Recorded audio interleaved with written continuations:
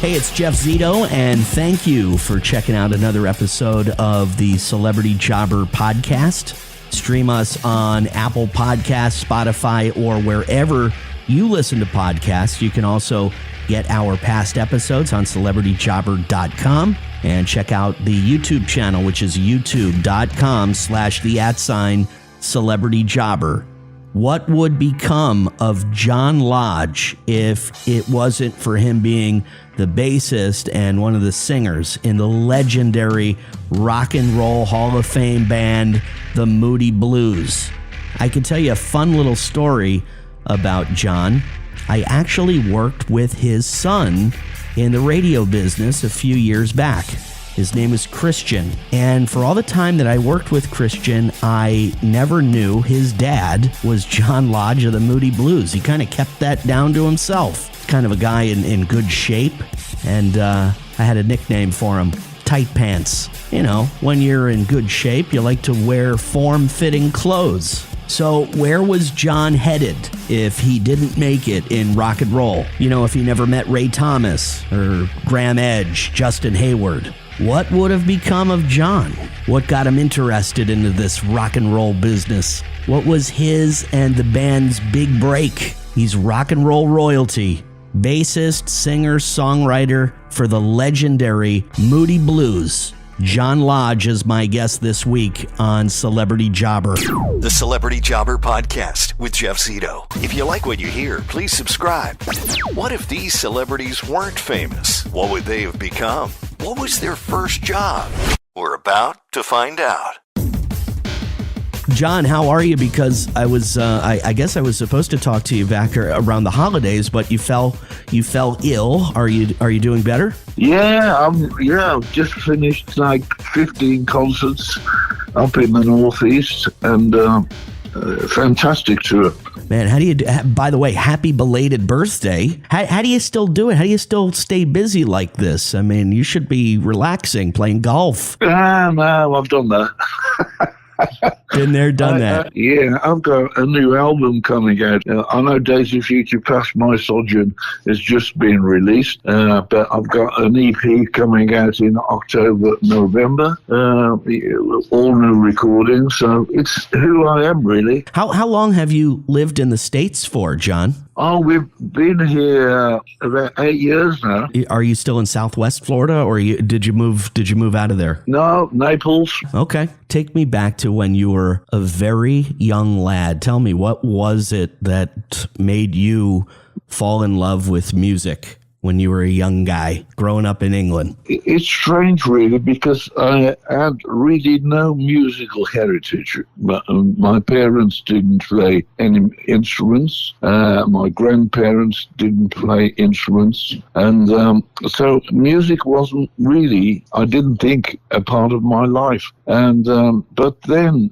rock and roll turned up. The first movie, of course, when I was about 11, was Rock Around the Clock. Okay. And I became infatuated with the music. I thought, oh, there's something happening there which I really want to be part of. And I didn't know how to. And the school I went to, for lunchtime, there was a cafe there with a jukebox.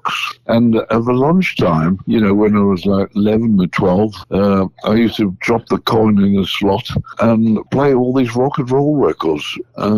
People like Fats Domino, Little Richard, Jerry Lee Lewis, Jim Vincent. And it was something about it, the excitement of it. And then a neighbour of mine wanted to sell a Spanish guitar, and my mum bought it off him for me when I was 13. And I remember taking that. I had no idea how to play it at all. I had no idea. And I took it to my bedroom every day, and I sort of worked out how to play it, following the old skiffle songs that were relevant in England at the time. And I still didn't know how I was going to be part of it. And then Buddy Holly released a record called That'll Be the Day. Oh, man. I heard the record, and it just blew me away. When I saw Buddy Holly on the television, I think, oh, I think it was a Perry Como show, I think, something like that, in black and white. And I saw this guy with a tuxedo on and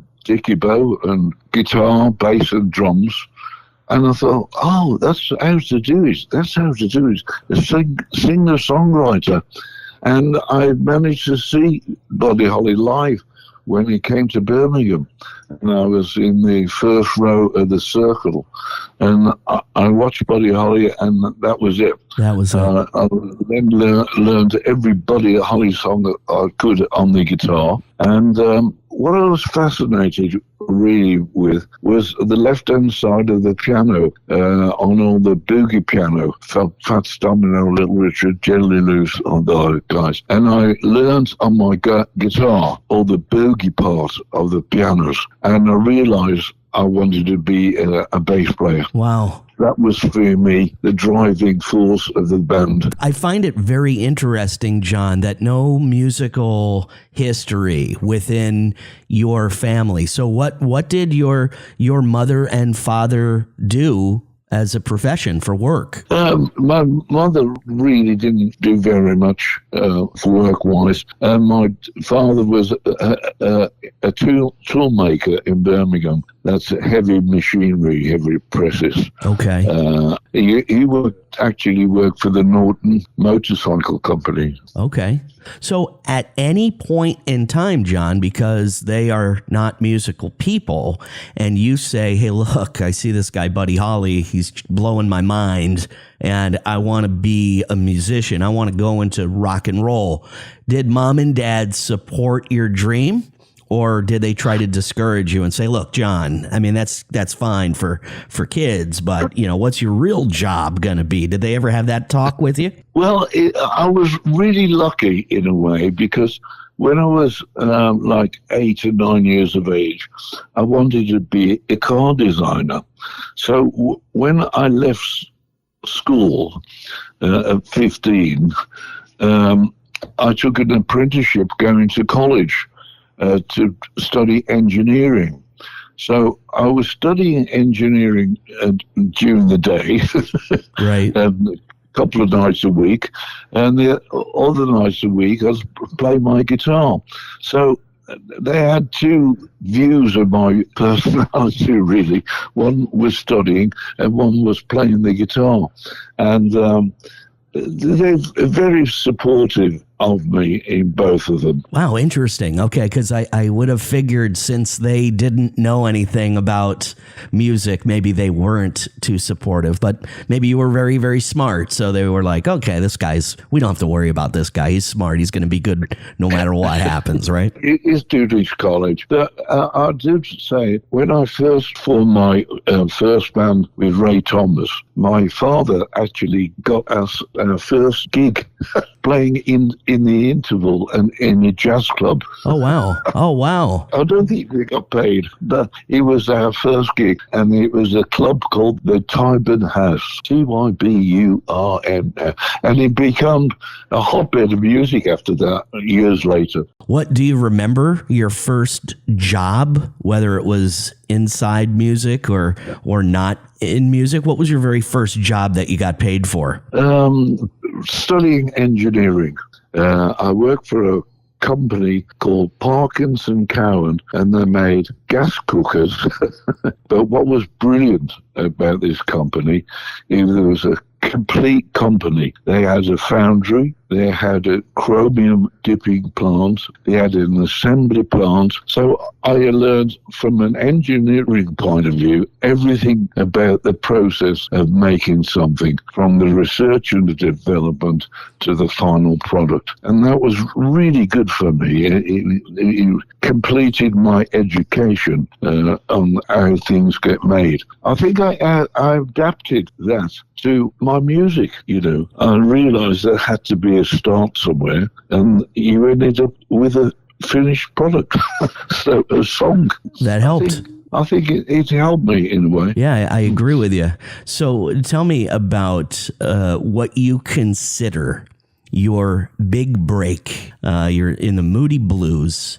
you know, when bands start, it's a long road, and sometimes that road never ends. They never get to where they want to go. Was there a moment in time, a song or something happened to you while in the Moody Blues that everything changed? You became, you know, you were on the road to becoming, you know, who you guys are now in the Rock and Roll Hall of Fame, rock and roll royalty? I don't know what really. It was very gradual. It was very gradual because Ray Thomas and I were in a band for 4 years before the Moody Blues. But I was still at college when the Moody Blues started in 1964 because I was 2 years younger than the rest of the guys. And when they started the Moody Blues, they asked me if I wanted to join. And I said, I've got 2 years to go at college. I'm going to finish my college. Once started, I have to finish things. 2 years later, Ray rang me up and said, have you finished college yet? I said, I've just finished. And he said, come down to London and let's get together again. And that's what I did. So I don't think there's a big breakthrough because then we made Days of Future Past, and it wasn't an instant success. It was a very slow burner with Nights in White Satin because Tuesday Afternoon, I think, was the first single released. And it made a headway, and then we released In Search of the Lost Chord, and we had Ride My Seesaw, and that took us a bit further. And then we came over to America for our first tour, and we started a 2-month tour in America, building up a friendship with agents and fans and journalists, but particularly radio. Really? Where you made great friends with radio. FM radio was just starting, college radio, and that's what really made us, because we only released our records in stereo, and so it's beautiful for FM radio.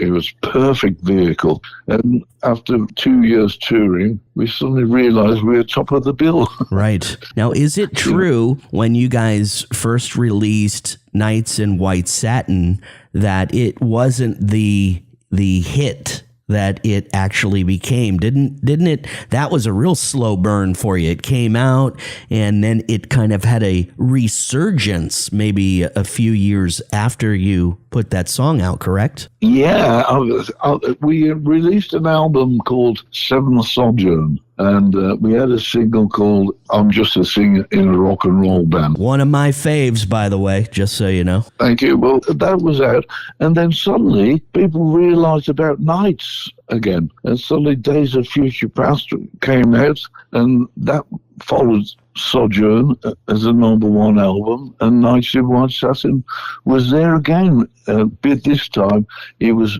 bigger than ever, you know, and it was a massive hit. Wow. I wanted to tell you that my in-laws, that was their wedding song, was Nights in White Satin, my wife's parents. And also, this is funny, when I was chatting with your daughter, Emily, to book this interview with you, I wanted to tell her that my wife, whose name is also Emily, was named after your song, but I didn't want to tell your daughter that because I thought she might think I was a crazy fan.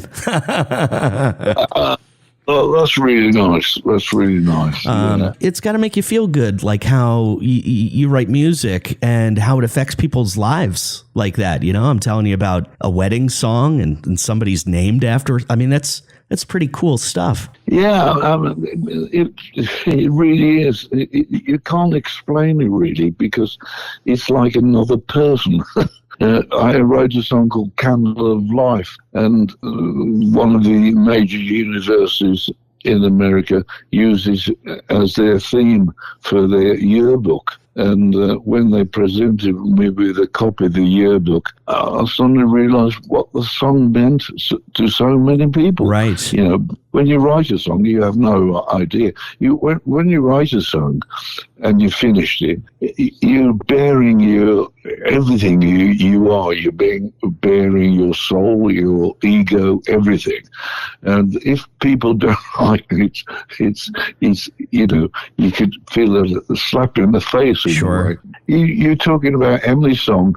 I remember I didn't tell Emily, but when she was like 8 years of age, I was doing a concert with the London Philharmonic Orchestra in Royal Albert Hall in England, and we rehearsed Emily's song, and she was in the audience with my wife and my son, and Sonia in the orchestra started playing the song, and I sang Emily's song for her. So that was really special. Yes. When you can write a song for your own children. I've written the song for my daughter, my son, and my grandson. And your son-in-law, who is the singer of the band Yes, is actually doing vocals on a remake of Nights in White Satin on your new album. Yeah, he sings it fantastically. He's got a wonderful voice and he's a great musician, and he's a fantastic son-in-law, I must say. It all started really on the Royal Affair tour with Yes, and Alan White was a drummer in the Plastic Ono Band, who was the drummer with Yes, of course, and he recorded Imagine. And so Yes did Imagine as an encore song, and they asked me if I'd join them on stage and sing Imagine with them. And I said, yes, of course, and it was fantastic. And so I said to John, if I join you on stage, you've got to join me on stage Right. and sing Ride My Seesaw. And that began a great relationship. The legendary bassist from the Moody Blues, John Lodge. You sound better than ever. I really appreciate you taking the time to do this interview for me. Jeff, thank you very much. I enjoyed it. Thank you so much. And tell Christian, tell Tight Pants I send my best, okay? Great. Yeah, I will do. Thank you, John. Take care, okay? Cheers, Jeff. All right, I got to say, that was a pretty cool story all the way around. You know, John said it was the movie Rock Around the Clock that came out. He was 11 years old, and then he was introduced to Buddy Holly, and that blew his mind. And then talking about how he was fascinated by the left side of the piano, you know, as he called it, like the boogie keys. Those lower notes, he said, just kind of like drove the song. Guys like Fats Domino, Jerry Lee Lewis, Little Richard. Those lower notes on the left side of the piano is basically what he said got him interested in playing bass. So his mom and dad, not musical people. So he was kind of a trailblazer in his family. His mother, she was a homemaker, and his father was a tool maker. He worked for Norton Motorcycles and was a working man. But he also mentioned how his mom and dad were very supportive of his dream of music. And probably that had a little something to do with John being a pretty smart guy. When he was a young boy, he said he was interested in designing cars. That's what he wanted to do. So he was studying to be an engineer in college. And I found this part pretty interesting. He talked about Ray Thomas from the Moody Blues and John. They played in a band before the Moody Blues. And I guess he called John a few years later, asked him to, come and jam if he wanted to, join the Moody Blues. And John said, no, I've got to finish college because I always finish what I start. I thought that was a pretty interesting quality of the guy. John's very first job was in the engineering field, working for a company called Parkinson Cowan, which was a British manufacturer of gas stoves. And also said how that job was very helpful in his songwriting, knowing where to start and how to finish. One could say that John and the Moody Blues' big break was the song Nights in White Satin. It was actually first on their album Days of Future Past, which came out back in 1967, a concept album, if you will. But the song really didn't blow up until it was reissued just about 5 years later in 1972 the single hit number 2 in the U.S. So he said kind of a gradual burn for that song. And he also mentioned when he came to the U.S., they made a lot of friends with concert promoters, people in the music industry, and became great friends with radio stations here in the U.S. He's just wrapping up a tour, a new album, Days of Futures Past, My Sorgen, and he says he's got an EP coming out in October. You can check out his website, which is johnlodge.com. Legendary bassist, singer, songwriter from the Moody Blues, rock and roll Hall of Famer. So thank you once again for listening to another episode of the Celebrity Jobber Podcast. You can stream us on Apple Podcasts, Spotify, or wherever you listen to podcasts. Also, past episodes you can check out at celebrityjobber.com. Follow us on Instagram, Celebrity Jobber Podcast. And again, our YouTube channel is youtube.com/the@ Celebrity Jobber. Please subscribe.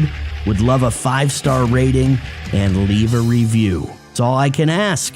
Once again, thank you so much for listening to this week's episode of Celebrity Jobber. Until next week, I'm Jeff Zito.